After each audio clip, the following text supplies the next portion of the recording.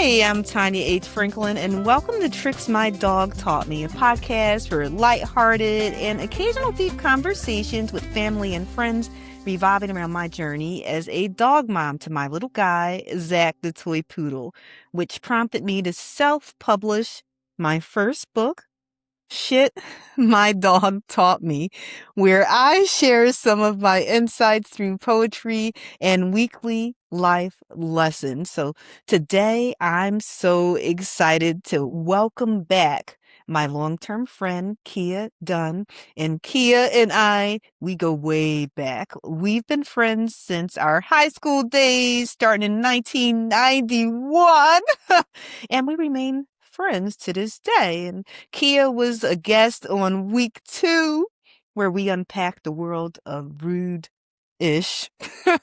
And in that episode, we talked about everything from rude dog owners to shoulder justice and crowded malls and what consideration really means. So thank you again, Kia, for agreeing to join me. So happy to have you back.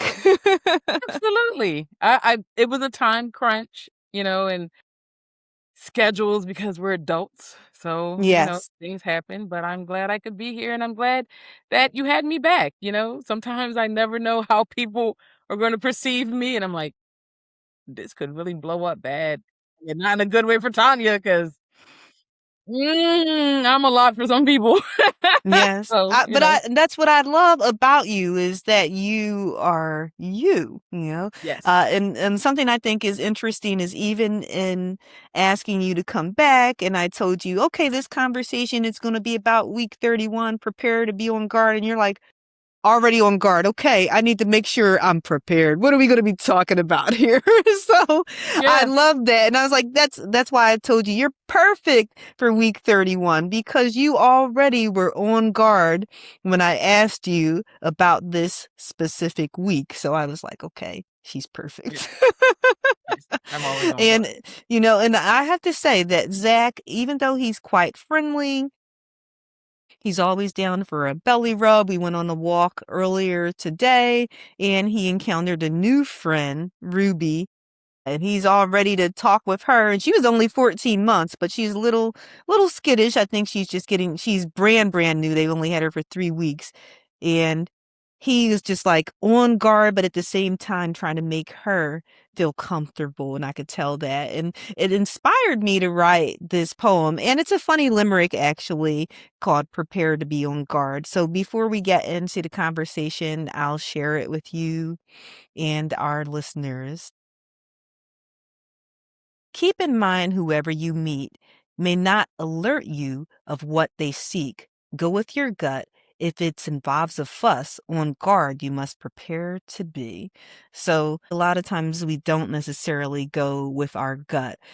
And we should, because that's instinct. Sometimes we suppress it. And how easily can you, I'm wondering, read people's true motives when you first meet them? Zach, when he first meets a dog or even a human for that matter.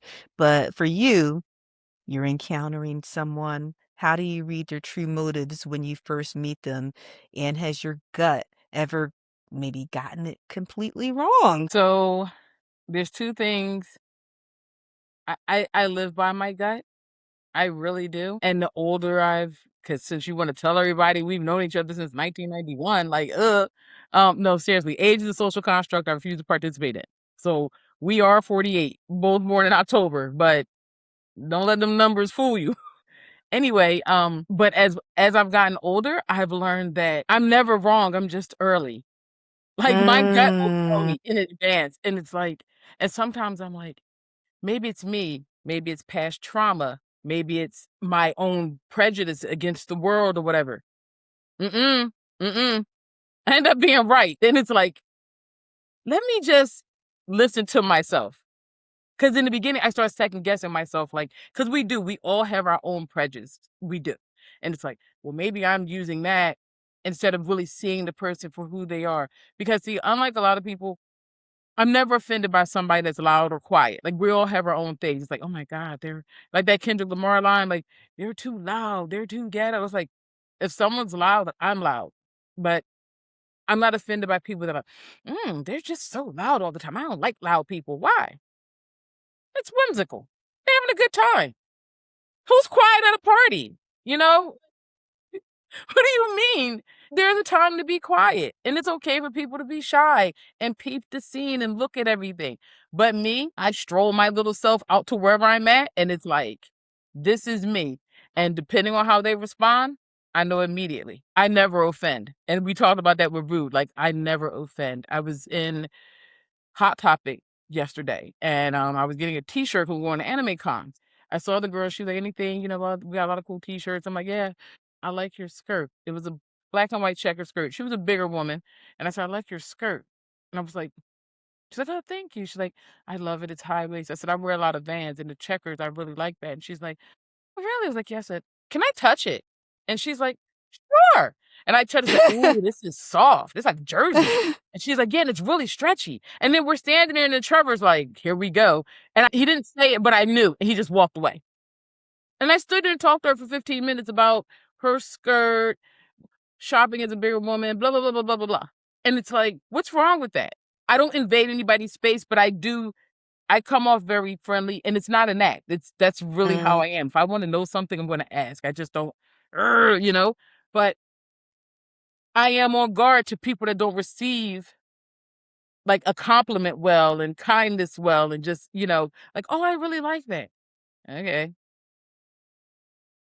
Oh, they could have been in a bad mood. That's not how you respond. Because again, I'm an adult, okay? I'm a 48-year-old adult. Like, stop that. Rudeness can come from kids because they don't know yet. They don't understand these societal norms we created. So if I meet someone and they rub me the wrong way, it was intentional. They wanted me to know that you are not my cup of tea. And I'm okay with that. So it's like, you rub me the wrong way. Or if I maybe just meet someone, just I'm in a circle of people that I already know, and something just doesn't feel right. It's like, oh, I'm leaving. Like, why are you leaving? It's not my scene. As the kids all say, the vibes. I don't like the vibes. We didn't say that before. It was just like, I'm uncomfortable. And again, keeping it really real, it's like, yeah, I'm peeping the scene and I don't like what I'm seeing. But now I just use what the kids say. The vibe is off. I'm leaving. I will leave where I'm at. And I'm never wrong. There's been times I left places where right after we left, a shooting happened. That energy is there. You can feel it. It's not just animals, and we ignore that. Our brain tells us that whole fight or flight, that listen to your intuition. We all have it. So either you're drowning it out with drugs and alcohol, or you are purposely ignoring it. Like the whole red flag, green flag. We know the flags. Sometimes we ignore them. I have ignored red flags. Listen, I'm still human. But my intuition, if it's telling me, be cautious of that person. Backhanded compliments shouldn't exist, but they do. That's something you should guard against. Somebody give you a backhanded compliment, they meant that.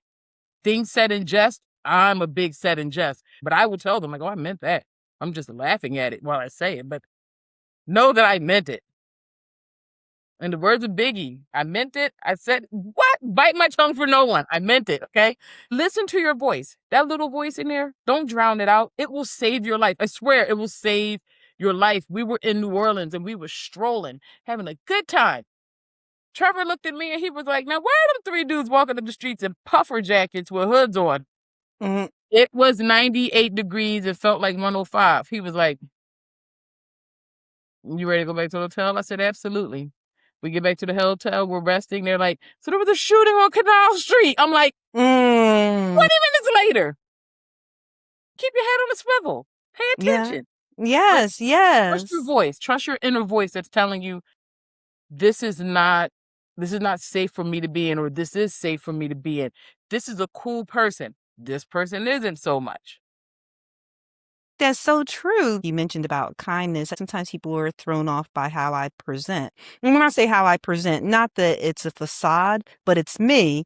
And a lot of times people will say they use that N word, not that one. Naive. And like You know the Malcolm X line? In Malcolm X, he goes, and I say it a lot. I go, what's your angle, N-word? Like, I say it, but Yes. like in the movie. Yes. So I get people thinking that about you, like, Yes. nobody's really this nice. To everybody listening, I swear, Tanya really is this nice and kind. I swear she really is. This is not fake. This is not a facade. She has been this way since 1991. This is really who she is. Like, well, let's look at the positives. Tanya, no, I don't feel like that. I want to be angry. Let me be mad. So, yeah. But I Yeah, get and I that. mean, It yeah, does. It's, and the people they're so, and it's crazy because a lot of times people, they're suspicious of me. mm-hmm. And as you said, they assume that I'm either too nice or I have an ulterior motive or there's a catch to why I'm saying what I'm saying or why I'm doing what I'm doing. It's not even necessarily what I say. If I know someone is in need of something, one time I came across this protein cereal and one of my gym friends was mentioning how he tried Cheerios and he was like, it was not good. And I said, that's because everyone's trying to saturate the market with their protein cereal. And I said, I got one for you you're going to like. And I feel like not mentioning it because I don't want to plug them and give them free promotion. But I'm just No, do joking. not. This one in particular, it's really good. And Quinn enjoys it. And so it was buy one, get one 50% off. And I'm like, huh. I'm going to buy him a box of cereal. And I'm sure that someone would be like, what in the world? Like, who buys someone a box of... I'm like, hey, it's on sale. You said you were looking for one that tastes good. Here you go. And since it was buy one, get one, I got one for him and I got one for Michelle. And so I think sometimes people are like, why are you doing this? I mean, he didn't say that. I think he's gotten to figure out, okay, she seems to be actually a nice Like, person, she's genuine. you This know? is who she is. There's no angle. She isn't going to poison the cereal. She hasn't sat there and like put pinholes in the box with rat poison. No, she has not done anything crazy like that. Like, this is just really someone being kind. I am that way until I'm not. Yeah. Until I'm not. And when I'm not, it's bad. Okay. So this was years ago and I like clothing. I like shoes. And, I do buy an excessive, whatever, like judge away. But I was like, hey, I have all this stuff because my daughter had a growth spurt and she went from being 4'4" to like 5'2". And so I have all this stuff and it has tags. And if you'd like it, I can bring it in and blah, blah, blah, blah. And the girl took it. But then I found out later that she told another mutual friend, like, she gave me that stuff. Like we homeless or like I can't buy clothes for my kids. Bro, give it back then. Give it back. Or say no, thank you. Yeah. But you took it. And the only reason why I knew was because the mutual friend happened to say something. Like, oh my God, like Kia has all this stuff. And I said, yeah, I'm about to just throw it in the trash. Give it to Goodwill. I'm like, no, because they're gonna sell it. I'd rather give it to garbage than let you sell it. I want you, if I give you something free, you give it away for free. I'm a stickler about that. So, but I was really hurt. And I was like, I don't talk to her no more. And I mean, I just stopped that moment. Like, okay. So one day she saw me in the hall. She said, hey, I walked right by her. Like I said, I'm still me. That doesn't bother me. I'll walk right by you like you're not even there. Anyway. It seems like from that instance, maybe that's one of the reasons I'm thinking that people in society, they've gotten conditioned to distrust genuine kindness. What do you think the reason is that people, they distrust? Like, if I'm someone who's kind or you're doing something kind, that they distrust it and they're on guard wanting to know, what do you want from them? I love these questions with you because it always goes back to me going, trauma. It's either trauma or the internet. And for people in baby Gen X, because that's what we are. I know like there's that Zennial thing with the 77 to 82, but like baby Gen X, it's trauma. It's the latchkey kid trauma. Like everything is nobody does something for nothing. Like I grew up with that. No one does something for nothing. No one. They don't. So there is an angle. There's a catch. Now, my own personal trauma is, remember the time I did something for you? It was 1989. It is now 2019. Why are you bringing that up to me? Trauma makes people think like, no, they're going to throw this in my face. There's nothing altruistic about what they did. They didn't do this as an act of kindness. They did it because they either want to throw it back up in my face, hold it over my head, or they want something in return, because we now live in a society where everything seems transactional. Remember when the internet, Jesus Christ, I said, oh, but remember when it was like 95 and the internet's going, but when we started getting into the social media, remember follow for a follow, like you follow me, I'll follow Yes. you. Everything became transactional, and it's like, just because somebody follows you doesn't mean you have to follow them. But it became a thing, and people were messaging, why you ain't following me? I'm following you. You should follow me. And it's like, it's our society. So like I said, it's either trauma or it's the internet. And at this point, they're becoming one and the same, and it's just turning into just this muck and mess, like at this point. But that's how I see it, because everyone thinks there's an angle. You just said you didn't want to say the name of the cereal to give them some unnecessary plug. Like, there are people out here that only mention things like, oh my God, by the way, I really do love, this is like my jam. I have like 8 of these containers. This is my favorite gum. Oh my God, look at this gum. And then it's like, you should get that gum. Wait, do you really like that gum? Or you just saying this because Trident paid you and now Yes. you want me to buy it? Did you really like that gum?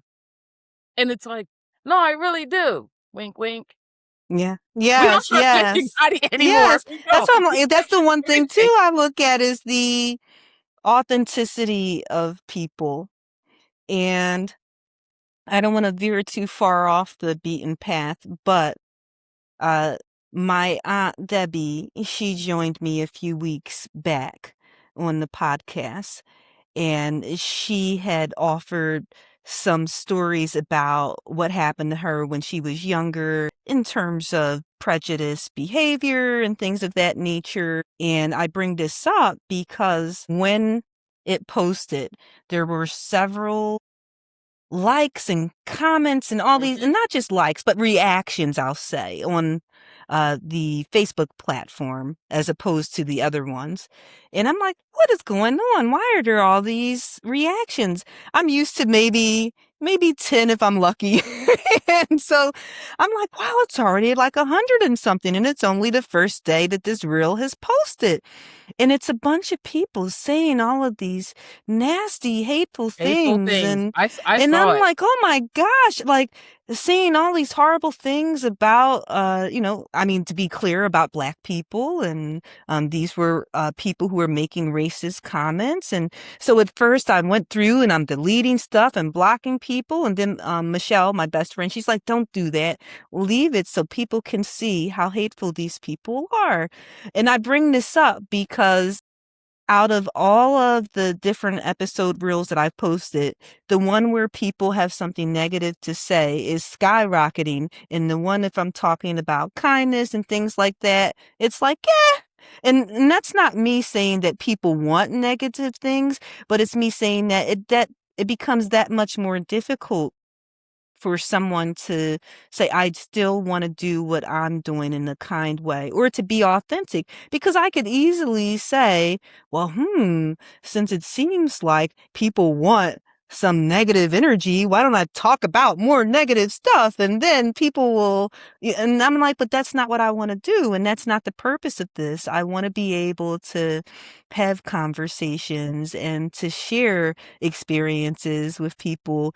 And if it's something that pops up that maybe it was a negative experience, that's one thing. But to go out of my way looking for something bad, that just bothers me. And I'm like, I always think about for myself, how can I reassure people about me that I'm not playing an angle and that this is just the way that I am. I know you'll probably say, who cares what they think, but I still always think about that. Like, how do I reassure people? I'm not gonna say that, because perception is reality, you know? Like, what we see, that's why I said, like, and that became a thing, you know, not just about being Black, but be like, I'm my authentic self. You know, it's like, no, dude, I really am.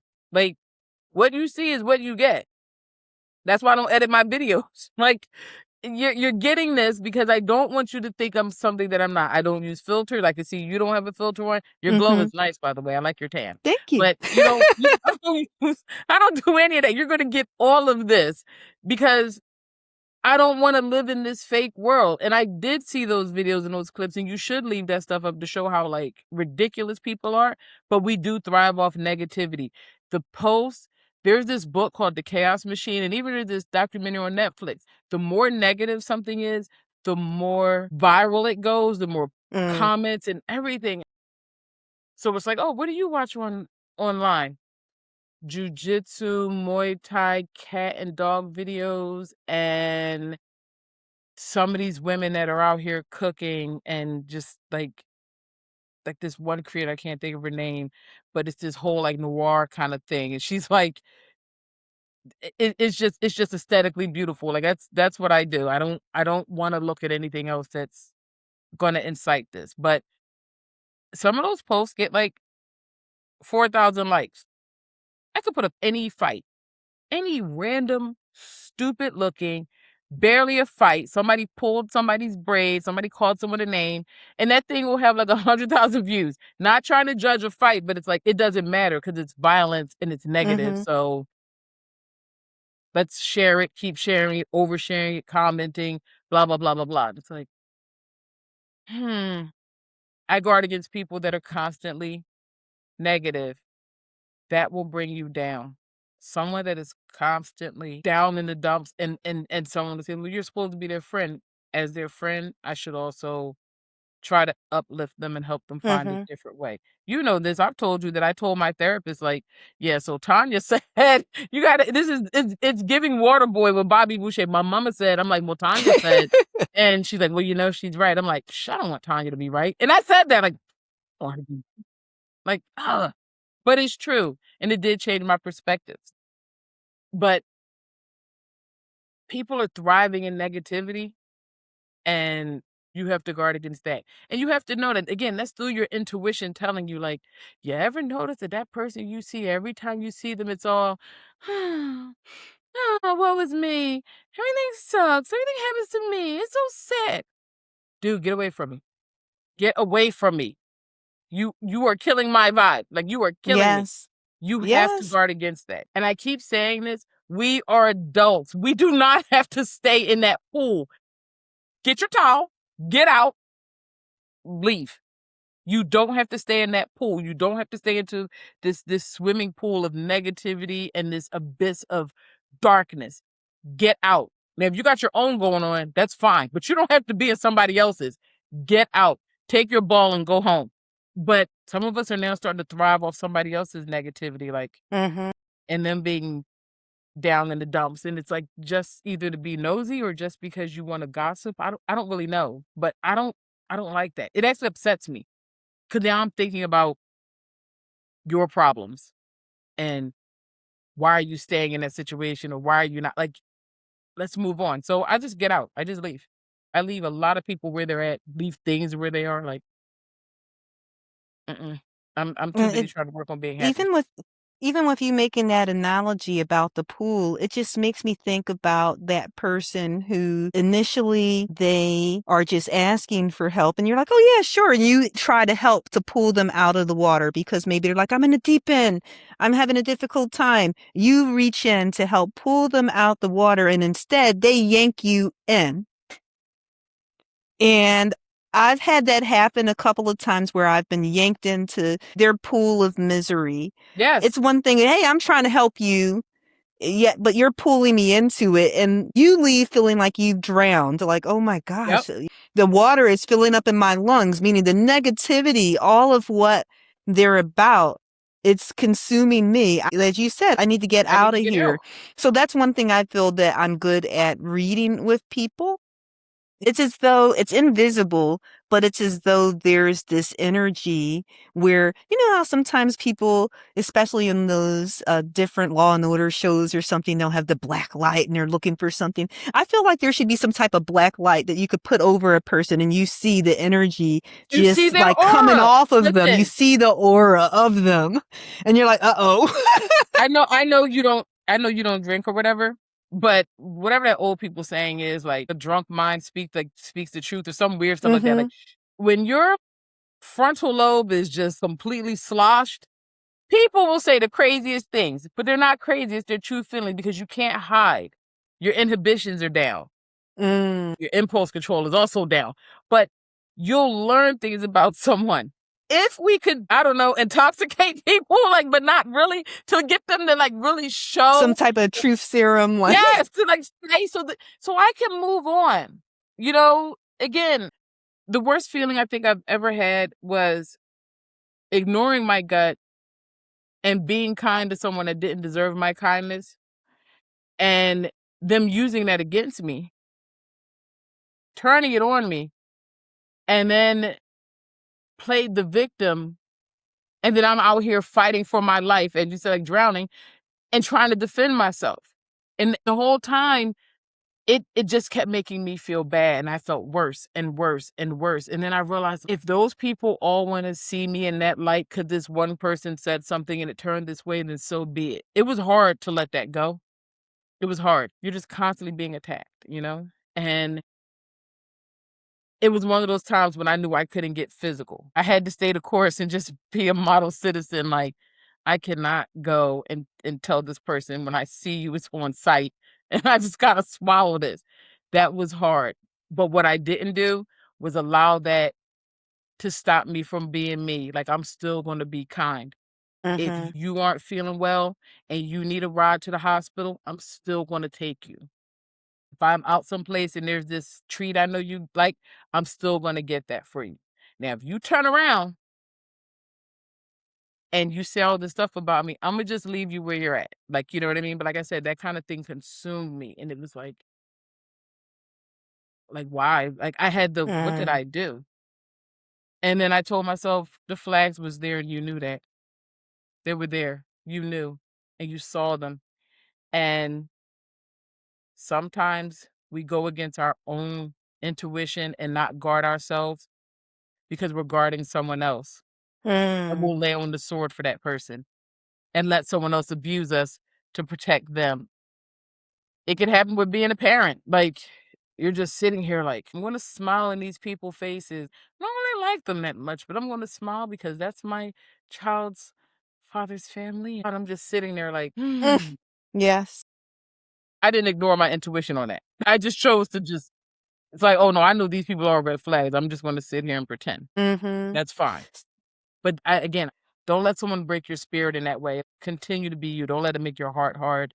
Protect yourself, but don't allow them to change your character and personality. That's so important to me, and that's something that I've always tried to hold on to is that I'm always still going to be me.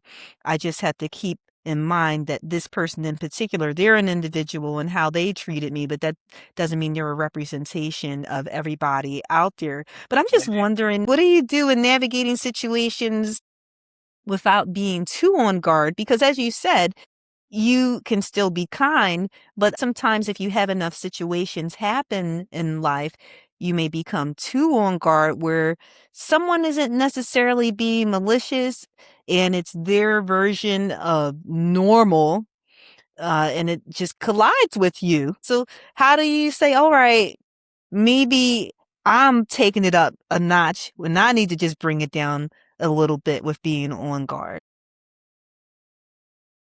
Once again, I'm gonna bring it back to age. Self-awareness, self-reflection, knowledge of self. We talked about trauma or the internet. And if you have a certain amount of trauma where people are like that to you, you start to know, like, it's a pattern recognition. You start to know what to look for, who to see, and you just remove yourself from them.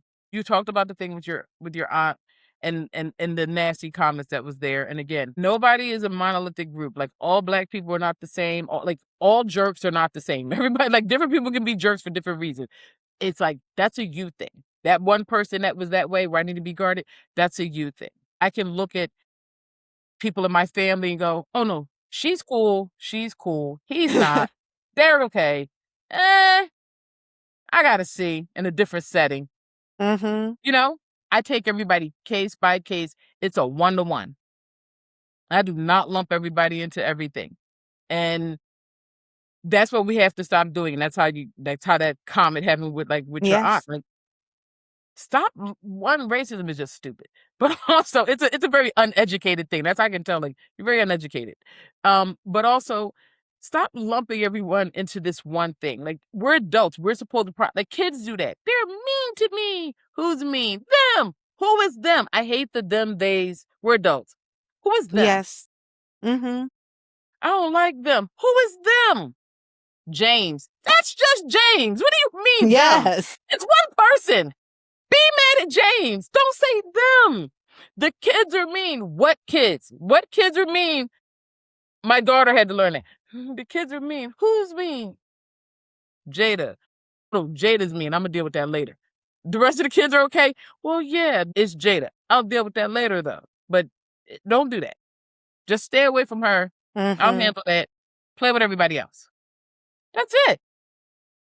And I taught her Yeah. that because I had to deal with that growing up. Like, because I was on this, everybody's just always coming at me. Like, this can't be. And then I realized, like, everybody is kind of always coming at me, but it's because things are always coming at them and it becomes deflection. And you're tired of getting punched on, so you punch on somebody else. You start punching down. But see, I'll punch up, and that's a little different. But I want everybody to not judge everyone on this one case scenario. Like, this one person did something, they're the jerk. They're the idiot. They're the moron. They're the violent person. They're the terrorist, whatever it is. Do not say it's everyone. One to one. We can get further along if we do that. If we stop Mm-hmm. lumping everybody into this one pool. And that's why I said the pool, because that's that person's pool. I'm getting out.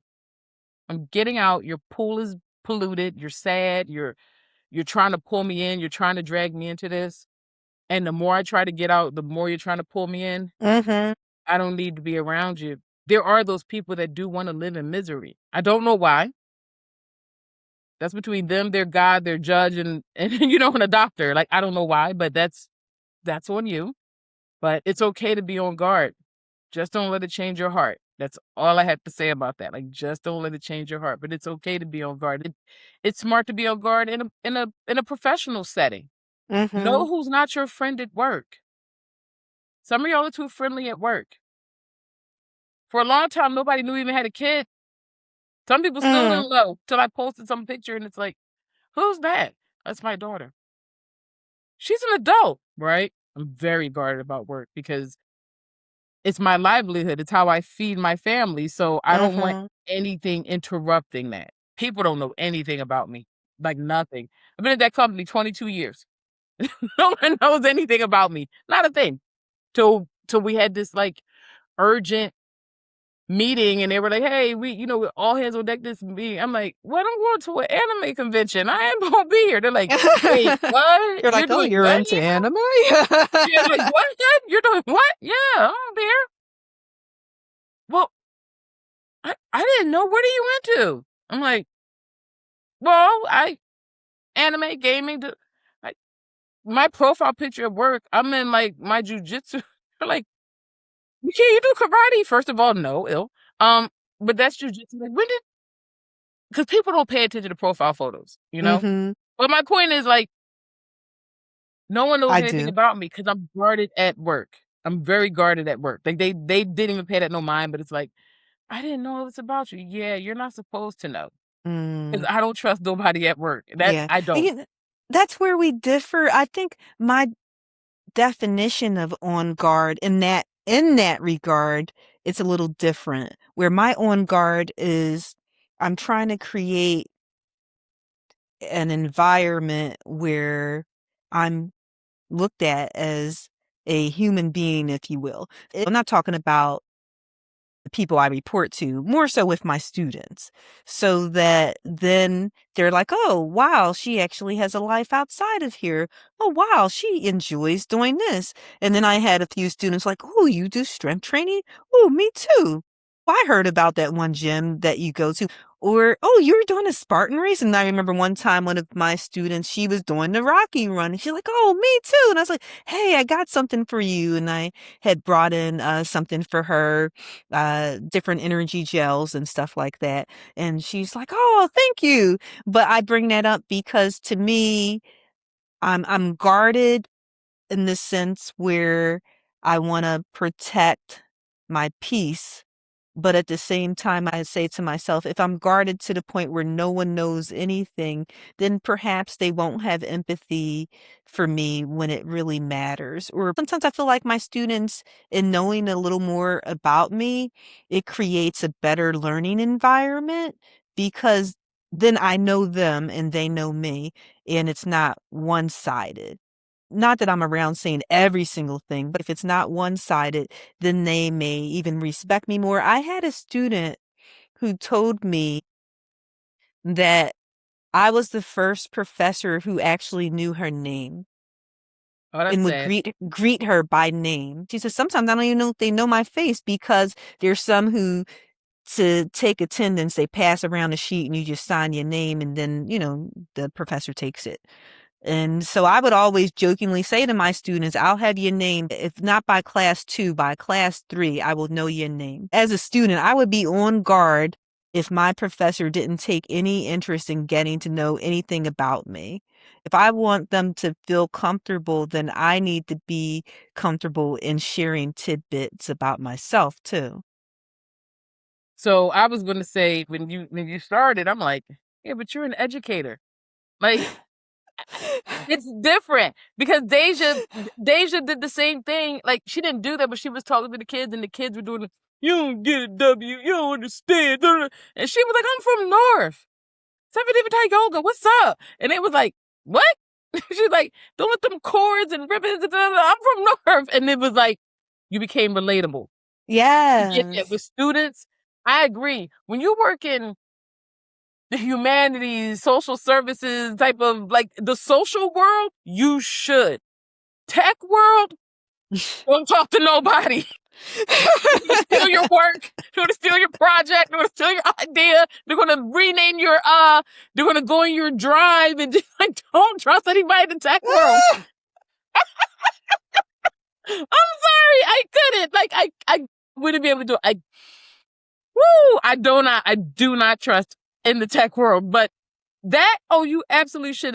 It does humanize you. But in this, everyone's trying to get ahead. It's like, okay, man, that presentation was really good. Let me say exactly what they said, but then add the word razzle dazzle at the end. And then everyone's like, what? They added one word.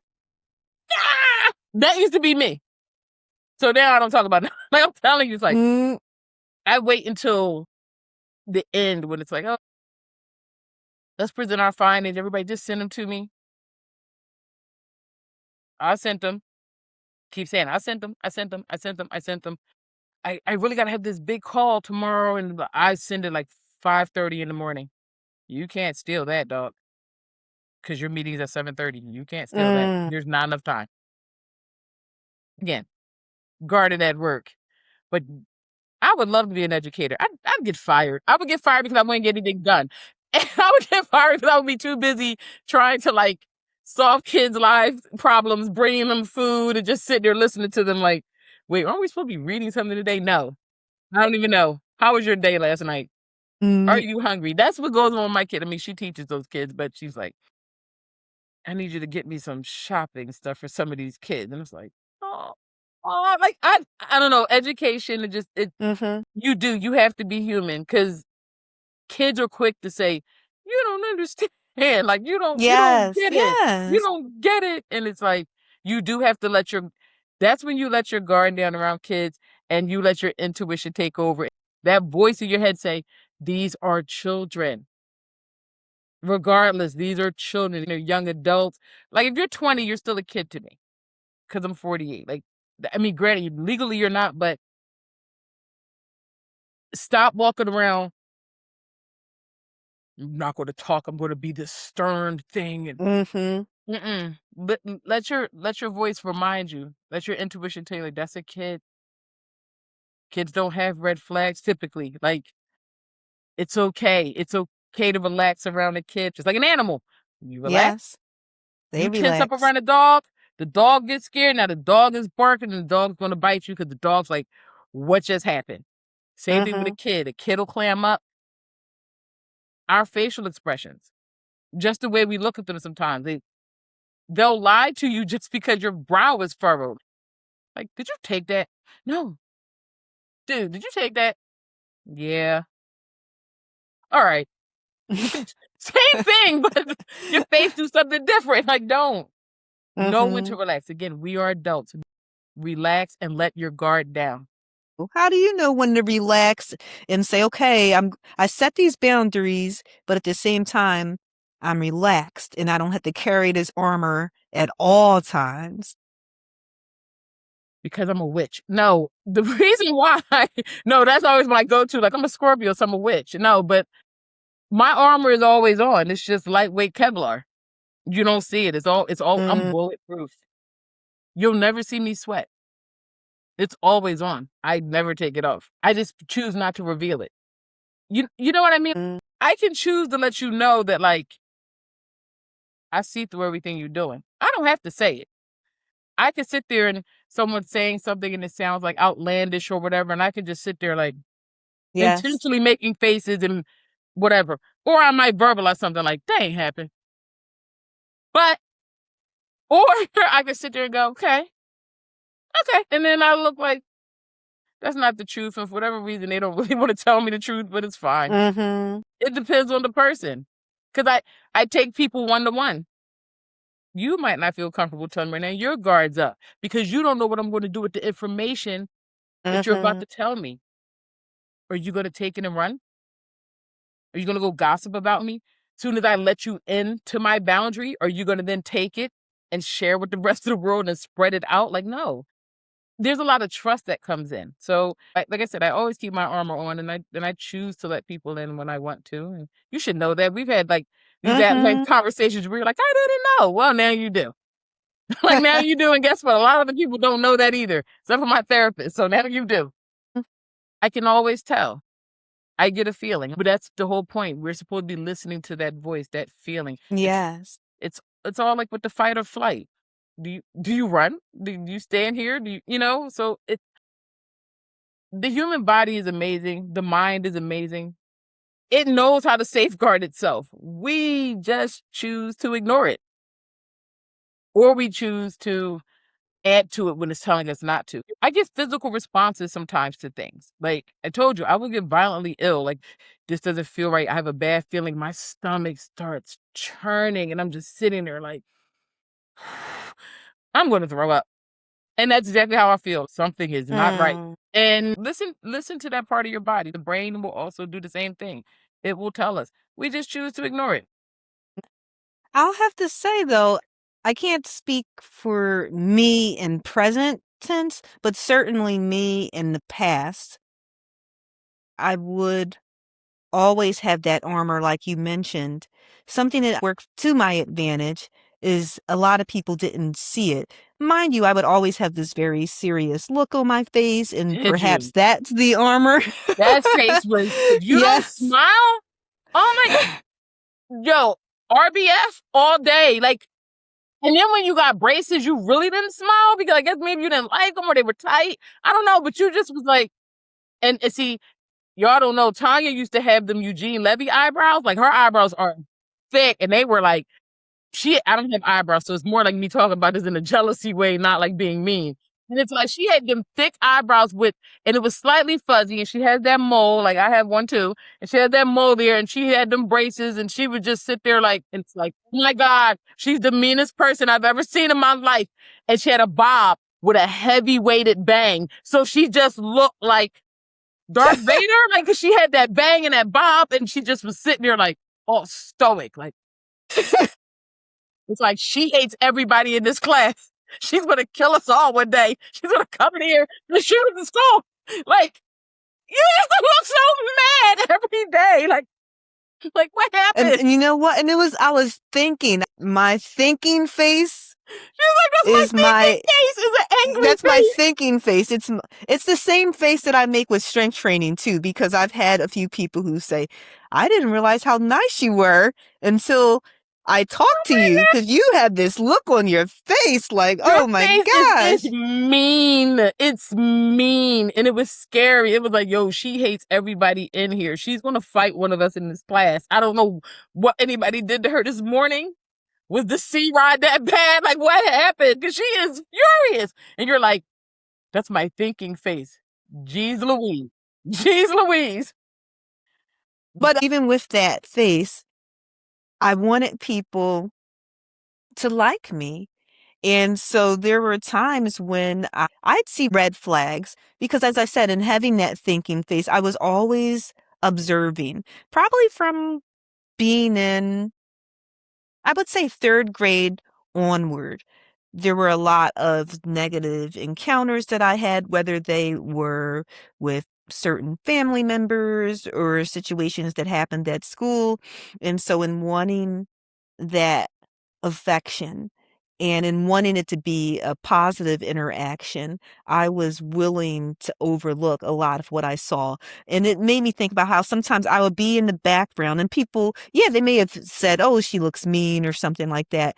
But I was always in the background, so no one really paid attention. And I would see a lot of what other people wouldn't see, whether it was in grade school or in high school. I know a lot of secrets that people don't think I know because I just was quiet and observing. And so I'd see the flags, but then at the same time, I would never do anything that was against what I believe to be right. So you wouldn't see me out there wilding out or anything, but at the same time, I might have allowed people to get away with something. Or this is during the time, we're talking about the 90s where people are still there. This is at the tail end of tapes going into CDs, and I'm Mm-hmm. burning CDs. I'm making mixtapes for people.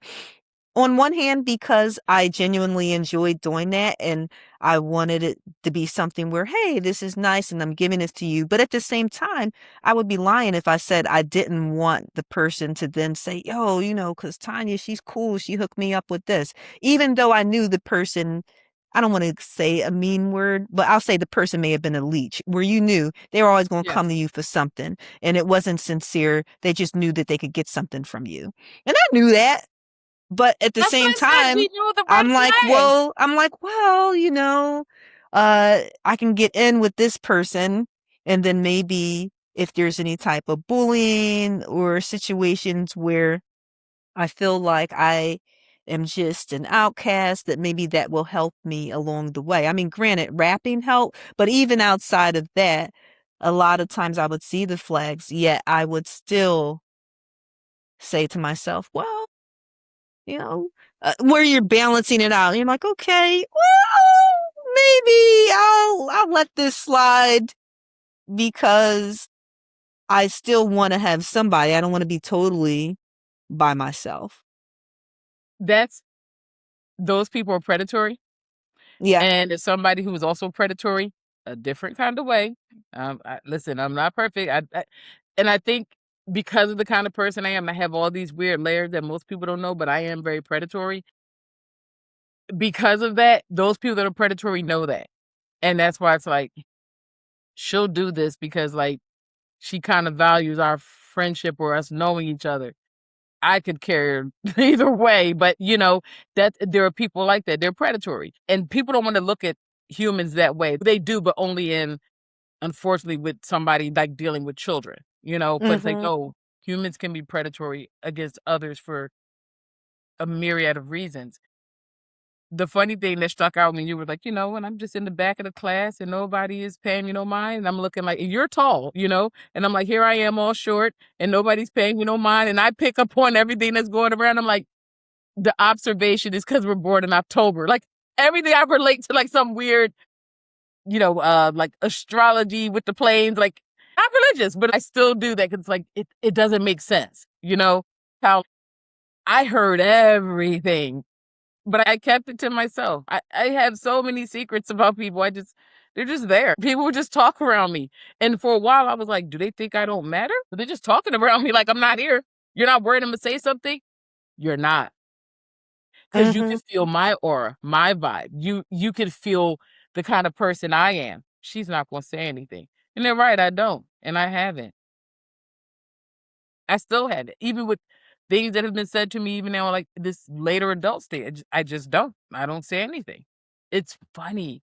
It's October. Yes. We're better than everybody. Yes. I said it. I don't care. I said it. We're better than everybody. It's the best month ever. It's forgotten.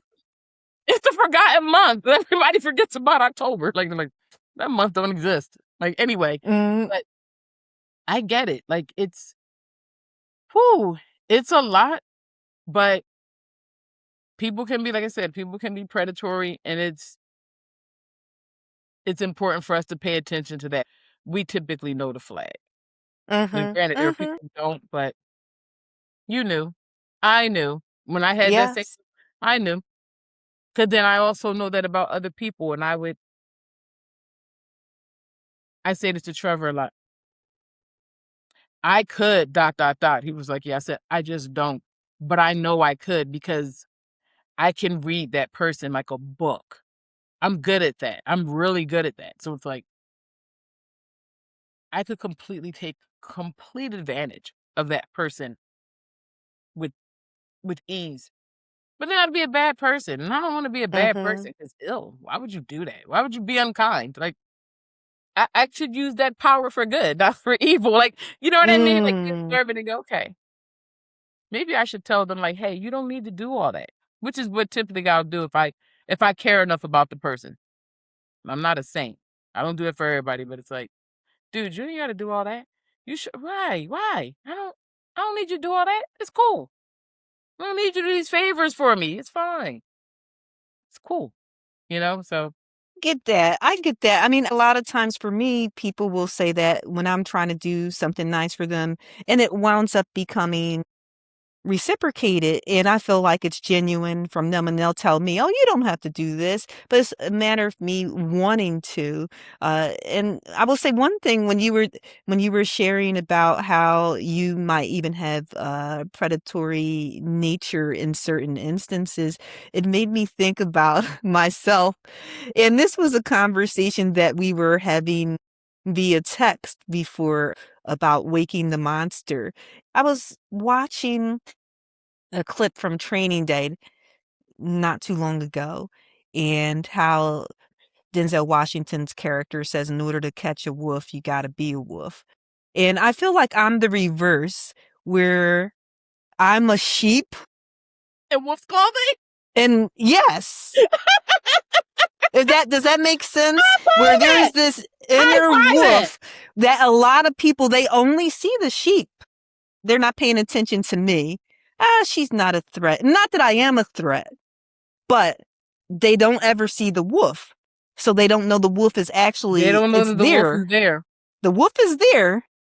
Not, it's a rare appearance. You know, you don't get to see the wolf often, but the wolf is always there. You wear the sheep's clothing long enough, then people automatically think you're naive. They think they can take advantage of you, and they think that you're not reading them.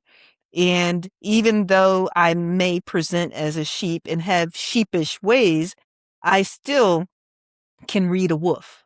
Does that make Yes, sense?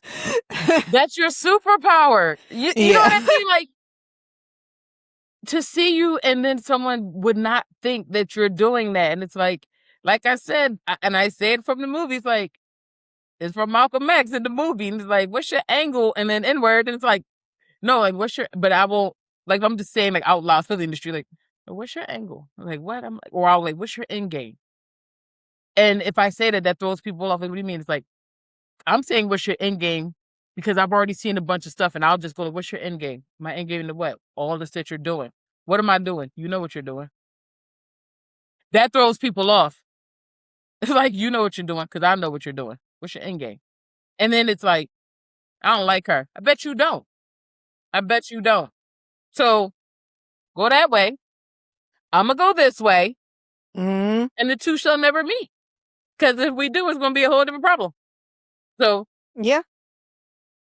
but oh Yeah. man, I'm gonna go make a little character of a little wolf. Little wolf. A little sheep pulling off his little coat. I'm gonna put a wolf in here and have him unzipping his sheep.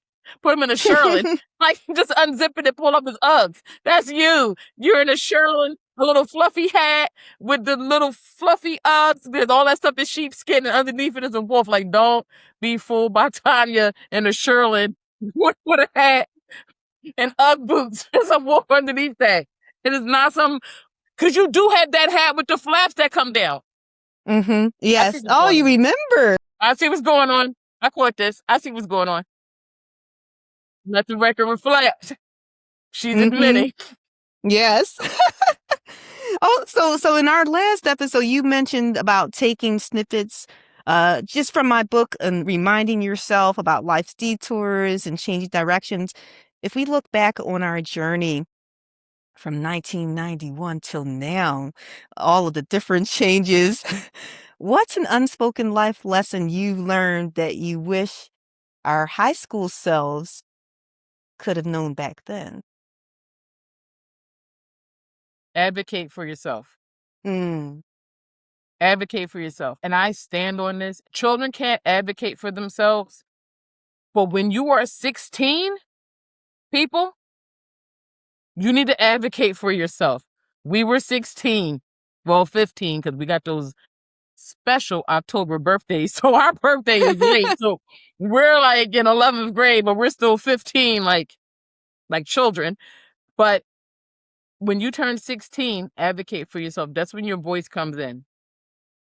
Maybe that's why we're allowed to drive at that age. I don't know. But when you're 16, start advocating for yourself. Don't rely on your parents to do it. I mean, don't get me wrong, they should. But learn to find your voice early so that you're not a maniac like me finding your voice at 40. Because then you become this. And I'm being serious. You become this. You don't want to become this. This is years of not really using my voice when I'm fed up. And then when I use it when I'm fed up, it's DEFCON 1. Use your voice early and you won't have all those trials and tribulations, and you won't have the be prepared to be on guard, and you won't think everybody got an angle or they're trying to do something or they trying to like take advantage of me or what's going on? What are they trying to do? And I'm trying to figure everybody out because I should have had a voice at 16 and set my boundaries then. I wouldn't be 27 like letting people say things like, I mean, do you really want to like still dress that way? I mean, like, we're grown and sexy. And I'm like, I'm 27 with a 7-year-old. I need to be in sneakers. I have a 7-year-old. What do you? And I questioned that. And it's like, I should have said, just because you don't take care of your kid and don't want to take them to the playground doesn't mean that I don't want to do that. Because that was how I felt. And I should have said how I felt. Because that's how it all interpreted to me. Like, I'm 27. I have a 7-year-old. I like her. We go hang out. We play games. We run in the playground. I don't need to be in heels. That's not conducive to having a 7-year-old that's riding a bike. Instead, I was like, yeah, I see your point. Dumb. I didn't see the point. Yeah. I didn't see the point. So if I would advocate for myself at 16, and that is a pivotal moment in my life. Miss Fraser's class altered my life. Oh, yes. She altered my life. She really did. We need to write a book on this. Like, she altered my life. That's why I keep saying 16. She altered my life in 11th grade. My life went on a trajectory that it made me spiral to a point where this is where I am. Like, I've never had of a poor or positive educator. Oh my gosh, yes. She broke my spirit. She broke everything in me. I didn't realize that till I was in therapy. Like, that woman actually changed the course of how I did a lot of things. Because I'm like, and the worst part is because I always look back at it, is like, you are a Black teacher in this white high school, and you did this to these Black students. Yes. And you're a woman. I remember. And it crushed me. We were in a white school. It was me, you, Tasaya. That was it. In that classroom. And I remember she would say, it was 3 Black girls. my Miss Fraser voice, clear the cobwebs out of your head. I'm in a classroom full of idiots. And Little I brains. remember, I'll never forget, she told, I'm raising my hand. Because I always, of course, did the homework, but she didn't explain thoroughly. And I just knew I had the answer. I worked really hard. I practiced. And I'll never forget, that's when I was still Harris. And she's like, Miss Harris, put your hand down. You don't know the answer. And it just crushed me. And when she said the classroom full of idiots, and she had her go-to, I won't call them out by name, but she had her go-to students who weren't us. And Well, I'm I am just gonna like, call that's not, her kid them out by their name, because that woman looked me dead in my face and said, Miss Kennedy, before I was done. It was Miss Kennedy. If Miss Hoover or Miss Campbell doesn't know the answer, what makes you think yes. you do? And I Oh, stopped going to yes. that woman's class. That was the day I was like, you're right. And I ain't go back. And I Yeah. failed geometry. Yeah.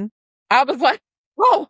And that's how I got kicked out of Yeah. Northeast. And the whole thing, I Mm, told you, it was the trajectory. Because yeah. I was like, and I remember when she said that to you, and I remember thinking to myself, like, Tanya's gonna cry. And then I was like, I no, was, yeah. Tanya's gonna come back and shoot up the school. That was when I said the thing with the mean face, I was like, Tanya's gonna come back and shoot up the school. I hope she warns me. I remember thinking that. Like, she's gonna shoot up the school. Cause this is people think school shooters are new. No, that was then. Like, people go, I'm like, she's gonna shoot up the school. She's gonna shoot Miss Fraser. I'm gonna be there. I'm gonna watch it happen. And like, but then I also got scared because I'm like, why did she do that? Because you were like, and then you were like, and you just seen it come down slowly, like. I remember it was so bad. I actually, when they would have the parent teacher conferences, my mom had to talk to her about how she was treating me. I mean, It didn't get anywhere. it didn't get It didn't get anywhere. better. It didn't get better, but she didn't pick on me. But then when I say she didn't pick on me, I mean, she wouldn't necessarily say nasty comments, but she also wouldn't select me to answer anything either. Yeah. To be prepared, prepare to be on guard. When you think about that, we were talking about already, and me being an educator and knowing that my Exactly. students come in the classroom on guard, and especially on the college level, they've already had 12 years of schooling, 13 if you count kindergarten, and even a little more if you count for some people who have pre-K under their belt and Mhm. maybe they had a negative experience or something. And to have her treat us that way, and we're talking about this over 30 years later. 30 That's years later, crazy. people. The And impact that she had, what's that's a funny? shame. When I never looked, because again, the adult part, I didn't start looking at that was a black woman in this white school, in this white neighborhood, blah, blah, blah, blah, blah. At the time, it was just like, why is my teacher being crazy Yes. to me?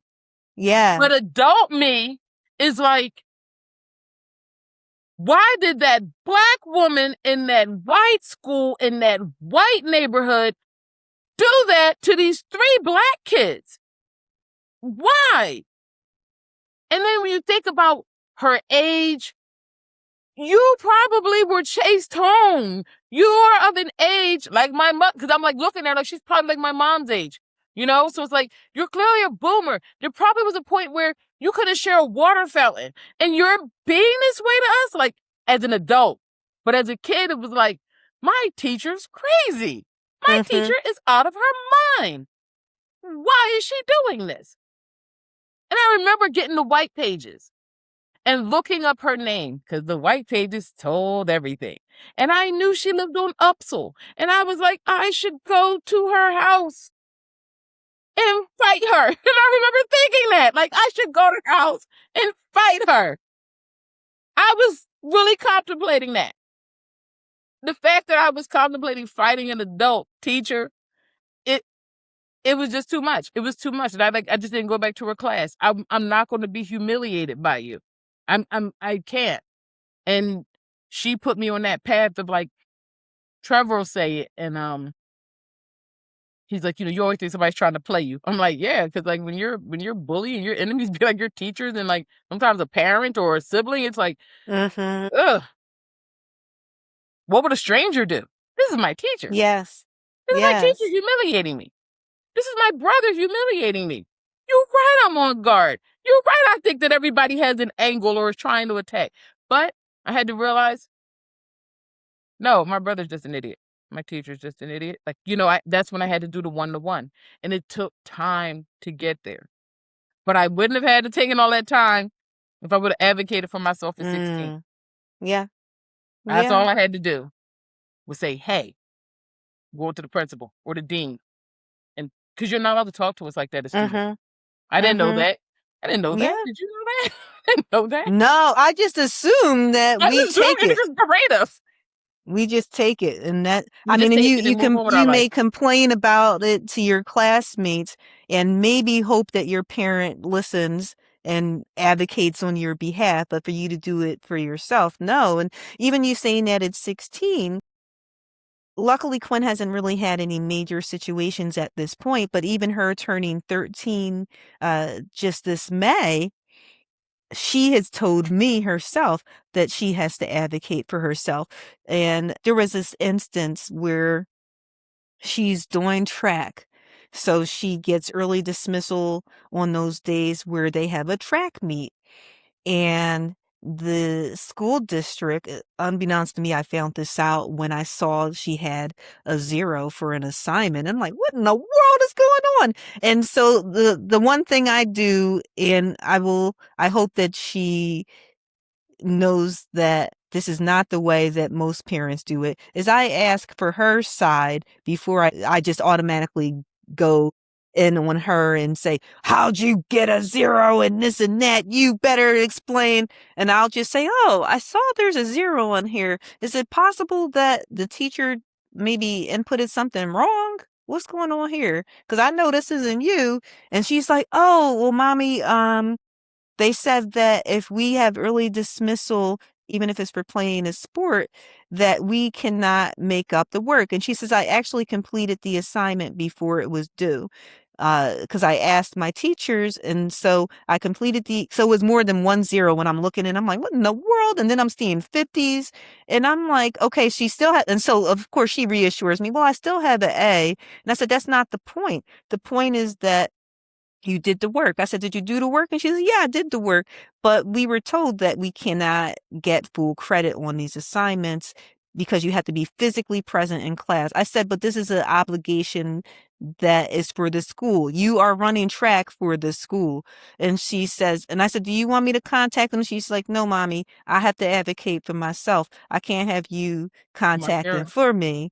And so she says, and she says, I'll send another message because I'm all like, carbon copy me. And she's like, it won't let me carbon copy you through the school system. And I'm like, oh, send me what you said to them. So then if it comes to it and you've advocated for yourself and then I need to do it, then I know exactly what you already said and when you sent it. And so what wound up happening is towards the end of the school year, the one, like two of the teachers, they actually wound up, I guess, uh, wiping out certain assignments because of that, because it wasn't just her. It was any kid who was playing a sport who, I mean, if you're at the game, I mean, come on now. So And you're it's the missing your last school. It's class. not the This is neighborhood. this. It's the school's track. Like, we Yes. ain't gotta put y'all on the map. And then they won. Like, they was in the pen relay. Like, Yes. y'all won. Like, we ain't gotta do this. We can let y'all look like Yes. scrubs. Give me Yes, but my grade. yes, but I thought to myself, I said, that's good that she's already learning that because I would have been really nervous, like, to say something thinking that, teachers are seeking retribution. And if you speak up, then they may lower your grade more or We something. weren't taught. We weren't taught that you should have a voice. That's why I keep Mm-hmm. saying it's like, there's all these generational wars going on. It's like, oh, Gen X was ignored. Yeah, part of being ignored was also you don't say anything, like you were seen and not heard, which is probably why Mm-hmm. you're in the back and everybody's talking about you, and I'm just standing right there with we're talking about like when I'm younger and I'm probably like only 4 feet tall, 3'8", because I'm only 4'11", Mm-hmm. like, and everybody just talking around me, adults with swirls of cigarette smoke, and I'm just like, Mm-hmm. I know whose husband is she sleeping with. I know that might not be her kid's father. All this nonsense that I know. And it's like, I'm Mm-hmm. so glad she did that because, like, Yes. it's important because, again, like I said, that ruined my life. I mean, my life is what it is now, and I make the best of it. But who knows where I'd have been had I advocated for myself? Because, like I said, that it just set the ball rolling, and it went downhill for a bit, Mm, And yeah. I'm glad she But really you didn't do that. Yeah, but you know what? Even in you mentioning that, even though I haven't had the pleasure of meeting your daughter directly, I think that you channeled so much of that positive energy into her on her journey so that she probably didn't have to endure some of what you did with Mrs. Fraser in other No, situations. she was this moron was, and she knows she's a moron. This moron, she's in her advanced calc class, and he was like, she would have a 107, but she only has like a 99 because she's late to his class every day. She was like, well, I need my Starbucks. How am I supposed to get through your calc class? And he's like, she could lead this class. She was like, I do. That's why I had a 107, but I need my Starbucks. She went to his class every day, 5 minutes late. Mm, I'm like, why are you doing that? She was like, I'm not the one that need this class. I'm just doing it to fill my roster. Excuse me? You me? She did that same thing in college. Deja was supposed to graduate in 3 years. I spent an extra year of paying for school. A whole year. She literally took basket weaving, one of those courses. I think she took yoga. Why didn't you finish in 3 years? I wanted to graduate in 4, and my friends were still here. I wanted to finish out. But you know what? I allowed that space. She had that conversation. I said, all right, I'll mhm. you to cut the check for the extra year. Somebody else might look at me like that, like, mind your business. But hey, she had a plan, and she came to me and said that's what she wanted to do. And I was like, okay. Like, it isn't hurting anybody. I'm not asking anybody to pay for it. Mhm. You spend an extra year in school just doing nothing, picking stupid Yeah. electives, yoga, and then had the nerve to get like B's in these classes. Didn't even like put any real effort. Mm. No real effort. I'm like, excuse me. No, for real. She graduated like a 3.25 or something. And I said, you probably could have a Mm. 4.0. She was like, you think I really gonna put effort into doing yoga? Mm. Who raised you? And she goes, you did. I'm like, you're right. Could be Just worse. fu Could be just worse. look yeah, and even just looking at, the journey that our daughters are on and how I'm sure that they're on guard in different ways than we were, in growing up, but I like that we kinda set it up for them to yeah, Not they to can be on fail and guard, be but crazy still and crying and yes. Tanya possibly shooting up the school. I know people are gonna hear this like, why does she keep saying it? Tanya wasn't gonna do that, but you had to see her face in school. But it's like we're building young women to become women that have a voice that's not gonna let someone just do or say and that's a big thing. You're not just going to do anything to my kid. Like that's where she's also that person. Like she's still I'll tell my mom. You're just gonna Mhm. do anything to me. I'll tell my mom. She's gonna advocate for herself and then she's gonna go, guess what I had to do today? And it's like, Yes. I called Ella now in my apartment. Da, da, da, da, da, da. Oh wow. Yeah. And I wrote these letters. Look at all these. She was just sending them to her like, look at you doing this by yourself. Yeah, because I'm not playing with them. You know how much money I pay? My money spends. Ah! I'm like, mm, mm. Like you always say, Mom, don't let the mouth and the cussing fool you. I'm like, yeah, don't let that part fool you. Don't judge me on that. So here we are. Thank Yes, God she's yes. moving. Anyway, but I hate where she lives. I hate where she lives. All that money Um, just they're horrible. The city is horrible with all these new developments they throw up and just whatever. Anyway, we'll talk about that later. I'll tell you about it yes, later. yes. Oh, but thank you so much for coming back on, Kia. I mean, I just love your colorful commentary and that you keep it 100% real with me Always. as always. Yes, as always. And something that I always say to you, and I'm going to say it now, is that you were truly one of the most authentic people I know. And I'm so grateful for our decades long friendship. She don't stop saying that. Oh, I just keep saying it because I know Michelle, she just hates it when I say 4 decades of friendship. Michelle and I are about to join a coalition. We're going to riot. Like, I'm about to message Michelle, like, listen, would you like to join my alliance? We're going to riot against Tanya because she ain't going to keep throwing us out here like this. Like, what is wrong with you? But you know, it's an anomaly. It is an anomaly that many people cannot say that they have friendships that are that long. And so it's something that I'm grateful for. So I like to be able to say how many decades and not a matter of bragging, but a matter of just saying I'm grateful for that and knowing that it once was hard for me to even say, oh, I wonder if such and such will be my friend. Or like I said before, and doing things in hopes of having friends. So in knowing that I do, and for a long period of time, it's a good feeling. Yeah, I mean, like I said, I go way back to going to Fifth and Rockland and watching you perform.